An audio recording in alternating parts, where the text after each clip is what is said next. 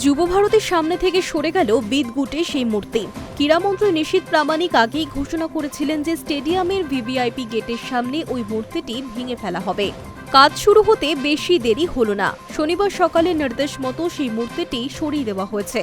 2017 সালে সল্টলেকে যুব ভারতী স্টেডিয়াম ঢেলে সাজানো হয়েছিল। সেই সময়ই যুব ভারতীর বাইরে অদ্ভুত মূর্তি তৈরি হয়েছিল, যে মূর্তির পা থেকে কোমর পর্যন্ত আছে। তার উপরে বসানো আছে বিশ্ব বাংলা লোগো, পায়ের বলে লেখা জয়ী। প্রাক্তন মুখ্যমন্ত্রী মমতা বন্দ্যোপাধ্যায় নিজে এই মূর্তির নকশা তৈরি করেছিলেন। অনর্থক এই মূর্তি তৈরির পর থেকেই শুরু হয়েছিল বিতর্ক। রাজ্যে পালা বদলের পর 17 মে যুব ভারতীতে মোহনবাগান ইস্টবেঙ্গল ডার্বি দেখতে গিয়েছিলেন ক্রীড়ামন্ত্রী নিশীথ প্রামাণিক।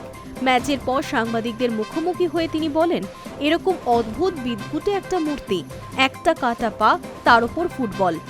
আমার তো মনে হয় এই মূর্তি লাগানোর পর থেকেই আগের সরকারের খারাপ দিন আসা শুরু হয়ে গিয়েছে।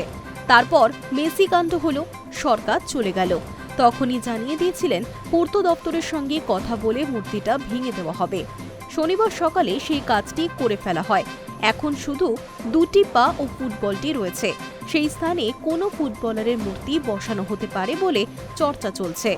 এর আগে ওই মূর্তিটির কি অর্থ তা বাংলার ফুটবল প্রেমীদের কাছে পরিষ্কার ছিল না। নিশীথ বলেছিলেন, আমরা এমন একটা মূর্তি যার কোনো অর্থ নেই, আমরা সেটা পরিবর্তন করব। এর বদলে বিখ্যাত কোনো ফুটবলারের মূর্তি বসানো হবে। Hi news network.